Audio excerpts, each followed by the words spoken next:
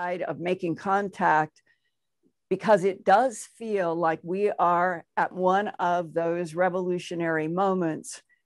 We're in the 180-day countdown with at least a request in a bill, the COVID funding bill from Congress. Really, in a way, I can't say that it's demanding, but it's certainly strongly requesting the Secretary of Defense and the Director of National Intelligence in 180 days, which would be June 24th, 2021, to tell the truth, facts about advanced aerial threats and linked foreign adversaries. And in the bill, it does not say if those foreign adversaries are Russia, China, and North Korea, or something out in the Milky Way galaxy. Well, leaving open, is the government finally getting ready to issue a kind of mind crack for everybody? We're not alone in the universe. Well, even if that is the only sentence that would be released to the New York Times on June 24th, we are not alone in the universe. And we are getting ready to tell you what we have learned about X, Y, and Z. That is the biggest revolution in how many thousands of years? I think it's in two categories. One is that Winston Churchill talked with Dwight Eisenhower, and I believe the year was 1943 in London. And a document came out in the National Archives in London about 2000, it was maybe 12 years ago. And it was when Larry King was putting out all of the material as it kept coming from the UK in the National Archives, where they said that they were now releasing in files to the public everything they had on UFOs. And a lot of us were saying, probably they have a, like, that has Z after UFO, and that's what they're releasing. But there was this very important document by a scientist. I know where the scientist worked, but I was requested by a family member not to identify. But I'm saying this is real. This is a real scientist in the UK who was the son of the security guard who was standing with Winston Churchill and Dwight Eisenhower in London when they were talking about one of the UK jets at the German border that had a silver disc, small, do ring like this along the entire fuselage of the jet, coming around the pilots and continuing. There's nothing that they knew that humans could do that was being reported by these professional pilots. And in the document that was released, there was the quote from the son scientist from his father's security guard standing next to Winston Churchill, that Winston Churchill allegedly said to then General Dwight Eisenhower, "We must keep this a secret for at least 50 years, or the stock markets will fall, religions will crumble, civilization will become raucous." And if it was 43, 50 years in the future would be 1993. In January of 1993, I and several people that I know who investigate the phenomena were told that 93 was going to be the year that we would get We're Not Alone in the Universe.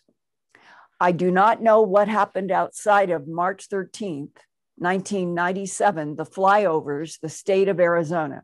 The next day, I got a call from a man who was the owner of a computer company in Cranford, New Jersey, that I had literally met, had been to his corporation, and he called to tell me, and why was I there? Why had I met him? Because he was doing boutique creations of very specific computers for the Department of Defense in Washington. And I had been referenced to him having to do with a UFO report that he had learned about because he did this boutique work for the DoD. So that had happened first. Now it's March 14th after the flyover of Arizona. And he called and said, Linda, I just want you to know that last night, one of our most important Department of Defense satellites was melted. Wow. And they are now considering that what happened over Arizona is related to the melting of a satellite. I never heard that before. I never knew that. From his lips in the phone to me, I'm telling you today. And there is sort of writ large, Alan, that the landscape of the entire UFO phenomena going back 2,000, 5,000, 45,000, 270 million years, Homo sapiens sapien has never known, are they friendly? Are they hostile? Are they neutral? The control remote viewers who had these tasks in Project Stargate in the 1980s, Lynn Buchanan told me every one of them was tasked at some point, and then later on, they would talk with each other.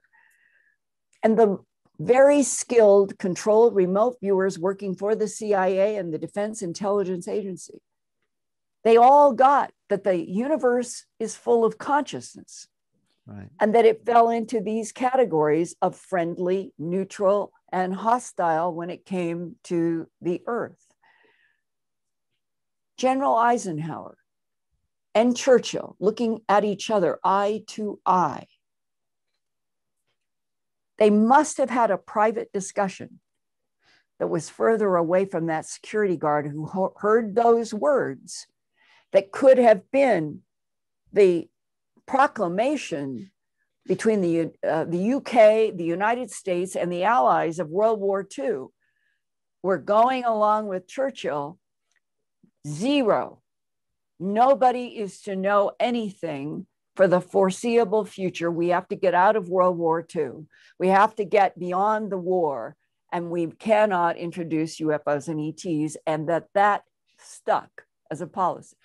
Now, at the other further end, also involving Dwight D. Eisenhower, I have had half a dozen sources over the last 30 or 40 years tell me that they do know for a fact, even if they can't show me photos, they can't show me 16 millimeter film that would have been shot back then, but that Dwight Eisenhower did not go to a dentist when he was in Palm Springs with his wife and with an entourage as president, that he was flown secretly to, it was Edwards Air Force Base, not Area 51 and not in Palm Springs, that he was taken to Edwards Air Force Base and introduced, this is what I've been told, to a blonde humanoid.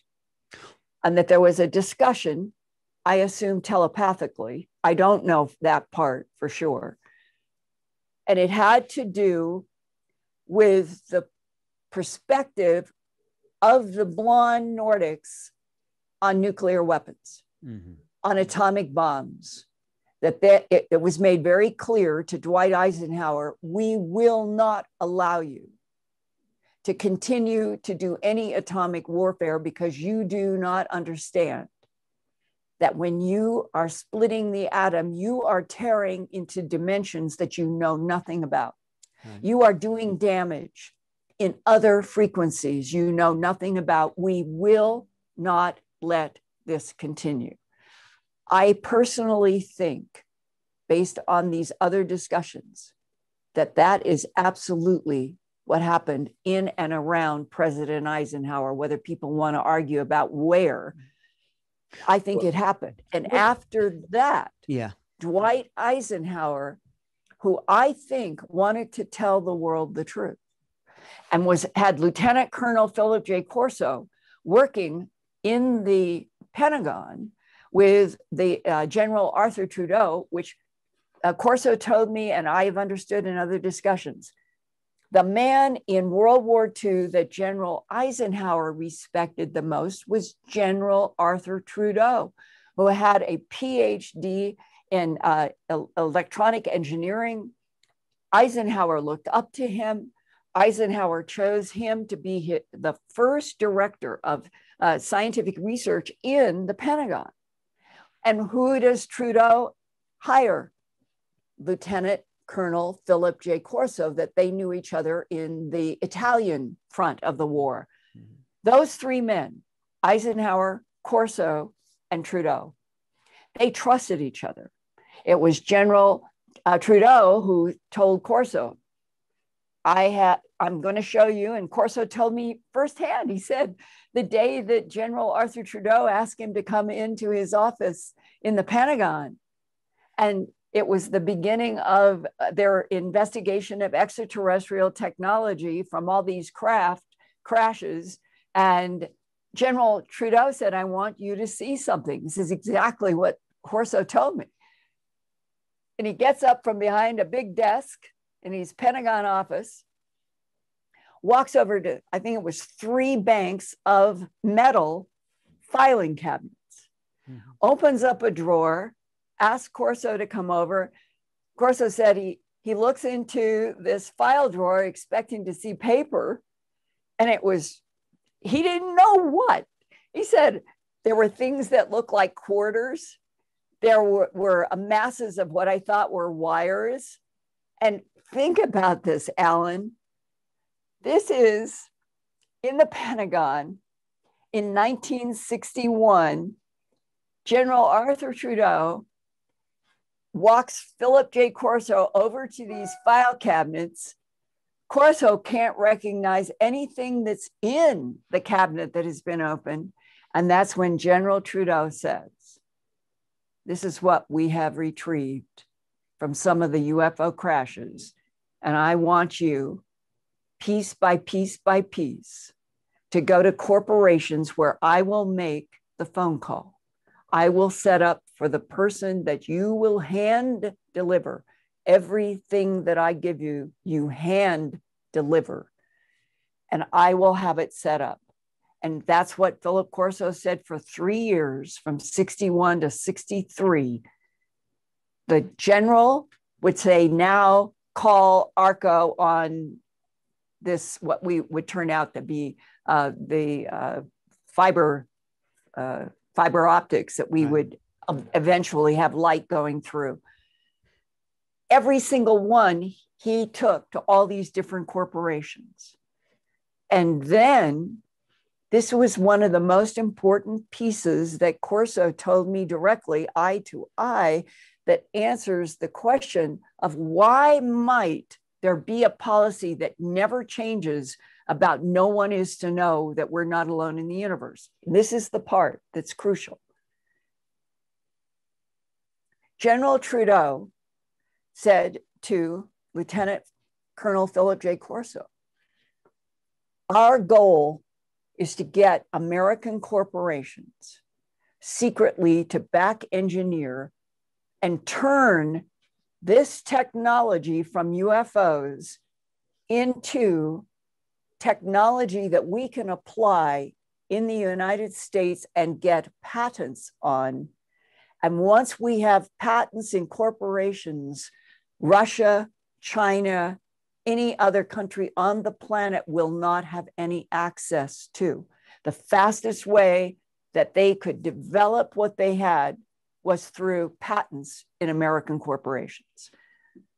That is what Lieutenant Colonel Corso told me was the main reason then for all of the secrecy.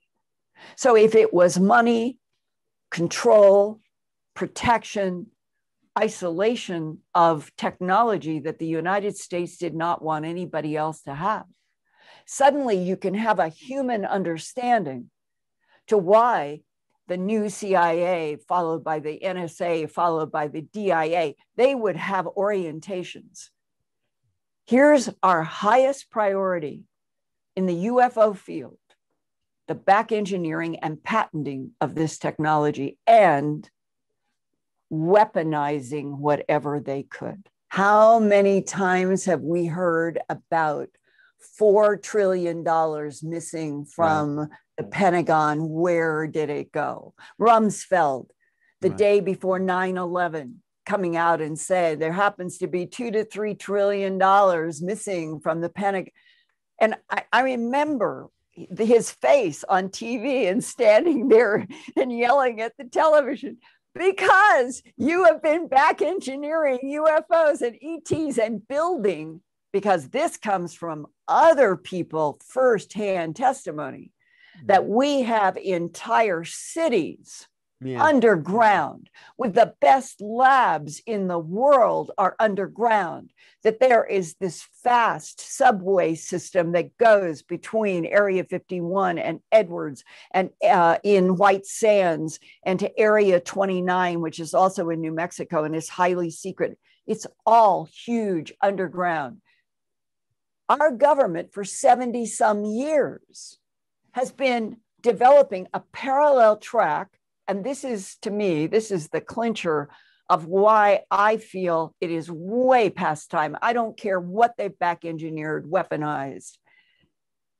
I have talked with 3 people who have firsthand information about the interstellar trade routes that we are working with, quote unquote, friendly extraterrestrials, and that we started going out into the Milky Way galaxy with the help of these ETs in 1972. 1972 was only about 3 years after our first footstep on the moon. It means that we were already working with extraterrestrials. We were already getting ready to send highly trained, they may be gone, according to Spartan 1 and 2 in my Antarctica film, that Spartan 1's uncle had been going on these interstellar trade routes, and that his contract was he would go for 2 to 5 years and he would come back to the Earth, download all kinds of briefings. I was told long ago that we were in trade routes for namibium and gold, that we have a short supply here on this planet. It's already being recognized. China has been trying to get Australia to sell their multi mineral. It's around Perth. It is northeast. It's northeast. It's a big field northeast of Perth. And when I was there speaking at a conference about 10 or 12 years ago, it was in the headlines in the Australian newspapers. When I landed at the airport, this is what I was reading at the airport. China had approached the Prime Minister of Australia when I got there, where they were going to do a multi billions, up to $1 trillion. Now, this is where China can be, to purchase, so that China would own all of that valuable gold and the rare metals northeast of Perth. And thank heaven, the Prime Minister had made a speech.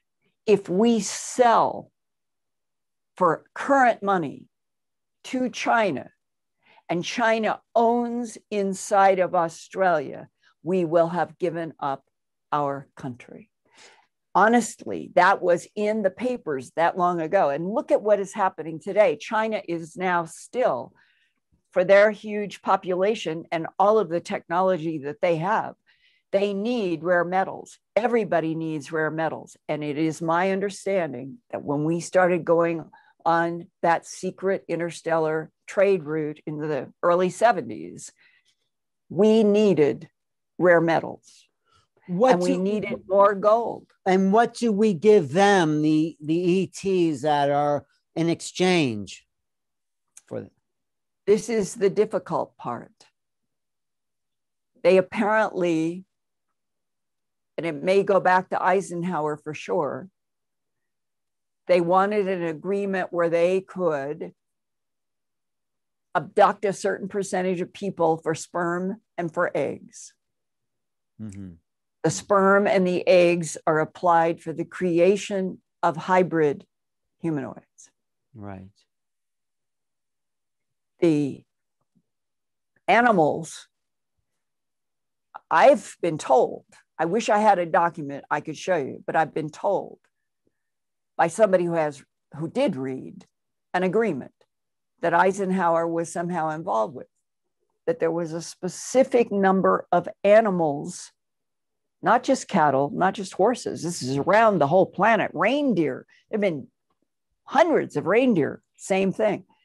And that it was in the agreement that, now, if I say non-humans, this is to me the mystery. Honestly, as much as I've been exposed to, it is still not clear which non-humans are on the other side of agreements about having the quote unquote permission to take X percentage of animal, let's just say Earth life. Right. That includes humans. I think that is one of the facets that is probably true. Mm-hmm. Terry Lovelace, who is a longtime abductee, he and I have talked about that. He saw the vats, a huge wall of them. The part that is again confusing is this. The abduction cases that I know about, one being a woman and her son abducted from Cimarron, New Mexico in I think it was 1980. She ended up underground and recognized where she was, underground in Las Cruces, New Mexico, mm-hmm. which is a hop and a jump from White Sands. It's very close, all underground.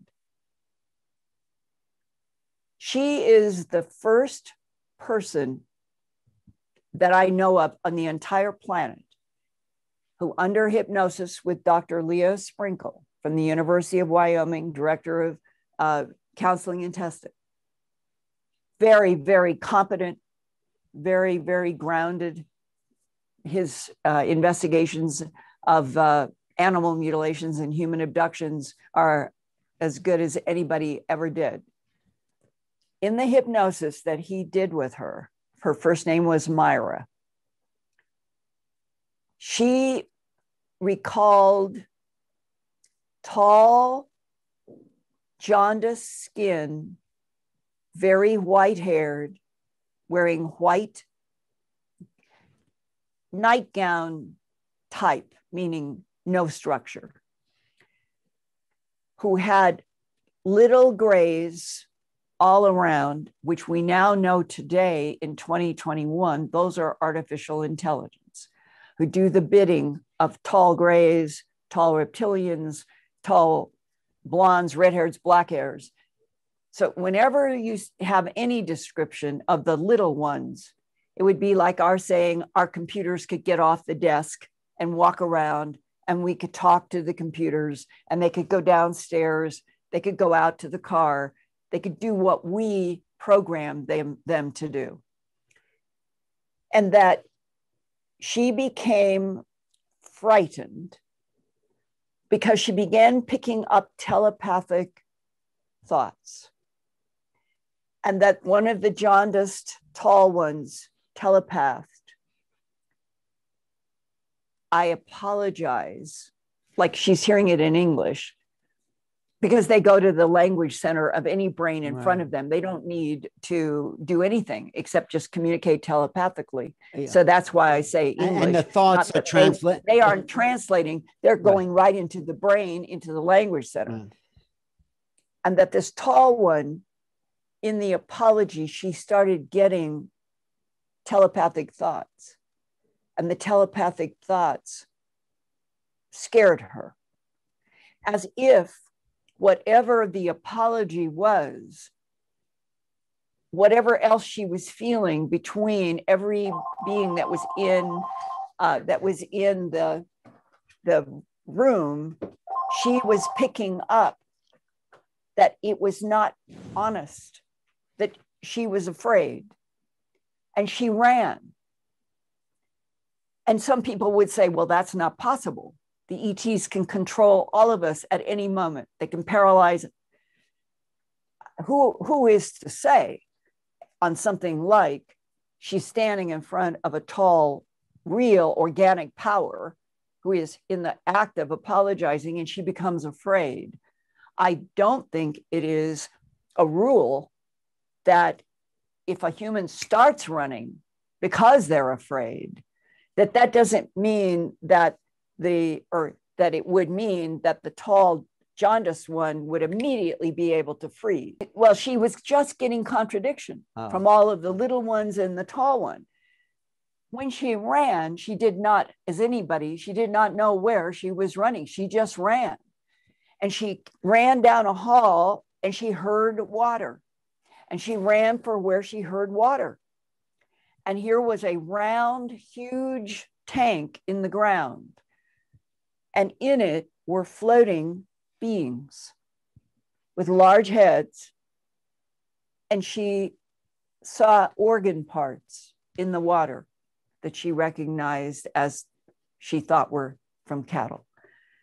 That is the case, the Myra case and the hypnosis from Dr. Leo Sprinkle, that was the first time and led to discussions by John Lear and Bob Lazar and others later on, that this was where the beings were absorbing their nourishment. And last night I had Kathleen Marden. She has worked on 5,000 different abduction cases in her work. Mm-hmm.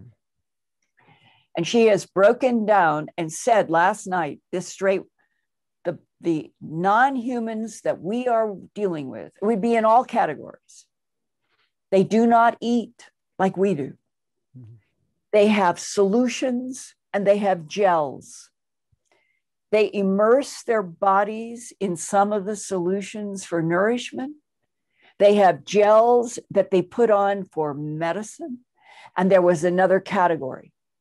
And suddenly it's like 70 years are beginning to fall into comprehension. Cattle mutilations and the human abductions, and your question about would the extractions from the animals be building other containers or being used for hybrids? My answer is maybe both of those, but it's very clear that there is a process of extraction of organic material from this planet in a lot of ways that are turned into products that we humans would not recognize, would not understand, liquids and gels by absorption in the skin. Finally, a truth. As simple as that.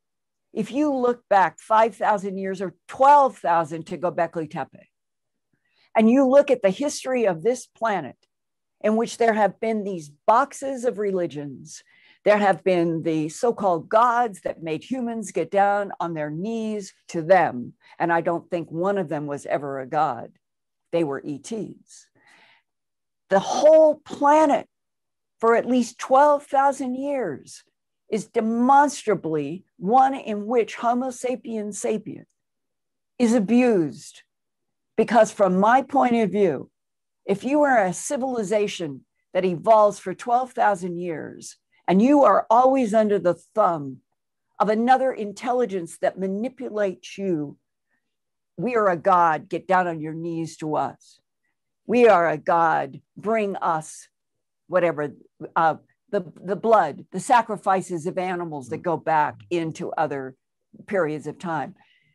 And that humans are never, ever talked to, communicated honestly. Then we are today in the 21st century, 12,000 years later. We are an abused species. And part of this abused species is going out into the Milky Way galaxy and beyond without a single general human population knowing and it being told we're not alone. That we are finally being given respect enough for the truth of something so huge. We're not only not alone in the universe, we are in interstellar trade for rare metals with ETs that have been helping us since the 70s.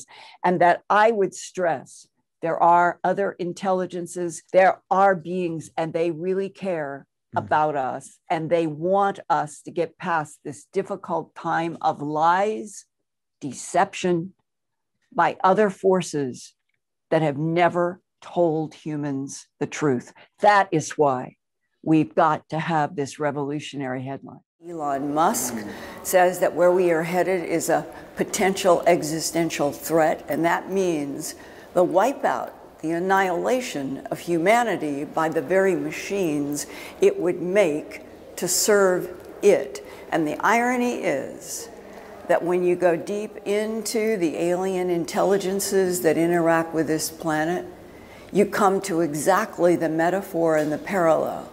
If we are now wanting to make artificial intelligent machines to do work for us, are we exactly like an artificial intelligent android that over the last several thousand years there have been different models, and we happen to be the most current model, and we have been serving some kind of another intelligence without it telling us the truth. And that the humanness of us has been deliberately left in the dark. Now, what is the good part in all of this? I have interviewed maybe 1,600 people in the human abduction syndrome who have had interactions at some kind of an intimate level with non-humans. Some come away terrified, traumatized. It's evil. Others come away, Linda, they are monitoring and following our very souls at the moment of death. Others come away and say, they tried to heal my cancers. They showed me and they told me. Now, in those three areas, healing, perhaps hurting, perhaps inspiring or giving humans a sense that there was a connection to this intelligence that's dealing with them at a level that the humans don't understand. In all of that, the one thing that now more than anything else stands out, that we have unfriendly aliens out there, we have friendly, we have neutral. I think it covers the whole gamut. I really do think that something very, very unique happened in the evolution of the Homo sapien, meaning starting with the Lucy, a primate, and getting to us. That we have, at some point, we have had an insertion of a soul spirit that is not like anything that the alien intelligences that are advanced and made us, because I think that they made us. This means what I'm saying is our creators on the alien side on this planet to do work for them ended up having a spark that may have been a deliberate effort on the part of the divine field to pull the rug out from under the cloning, the hybridizing, advanced alien intelligences. And that the Greeks had this word, the hypostasis, the hypostatic moment. And that is when the finger of God leaves the divine field and enters into the matter world, and that spark can do whatever it wants to in the matter worlds, and that in our case, we would then be a hypostasis like the Christ or the Buddha or the Krishna, that humanity was given some kind of a gift in their very soul. And it might explain why so many abductees get this impression that the alien intelligences that are interacting with them, manipulating them, and a lot of people think they're being tricked and deceived, that they want to know more about the human soul, and they especially want to know what happens at the moment of death. And then you step into the huge growing new physics. That's the way it feels to me. That other dimensions, this is not science fiction, this is not metaphorical, this is not mythology. That the other dimensional reality of the cosmos is going ultimately to be what we learn as humans in this matter universe, that we are encompassed or cradled or nested in all of these other dimensions, and that the non-humans themselves, the advanced ones, they don't go on a Euclidean path through this universe over 1,000 or 1,000,000 or 1,000,000,000 light years in a 13.9 billion light year old universe. No, they know how to use, we'll call it like a latitude, longitude. People can imagine that on the Earth. If you go out into another dimension or hyperspace, you're going to have more coordinates.